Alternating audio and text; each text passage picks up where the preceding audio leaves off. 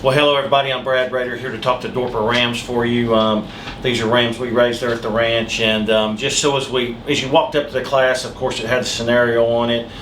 We looked at just having a production sale every year and selling to seed stock breeders and also some commercial producers. So as you look at the data, you look at 1 and 2, just really doesn't separate much there, pretty much exact across the board. As you look at the 3 ram, he's really high in that number of lambs born, which is really good, but really falls off in his growth data.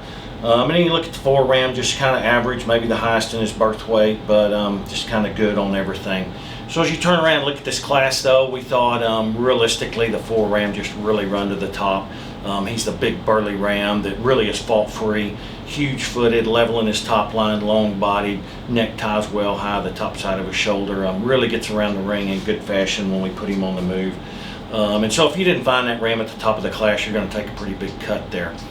Criticize him, he's got a little bit of chest as he's matured out. In Dorpers though, that is somewhat acceptable. As we weather these guys up and sheep them up though, that is one thing that we could get him on. So then when we turn and look at the other 3 rams, we definitely got maybe a fault in each one of them. All these rams were out of some special use, so we grew them out. Unfortunately, when we sheared them, all of them kind of had something that we really didn't like. And so definitely some sort there. The committee kind of thought that the 3 ram kind of fell out. This ram, as you get right in behind him, he really gets narrow there out of his pin set, really gets close in his hocks, not that he hocks in, but really gets narrow in the way he walks and travels on those hind legs. And then you get around to the front of him and he toes out slightly, plus he's got the lowest growth data, and so we thought we should run him to the bottom. That leaves you with 1 and 2, very, very different rams. We'll talk about 1 first, just a long-sided ram that's really cool in his rib shape. He's got a big level square hip in him, really wedges good.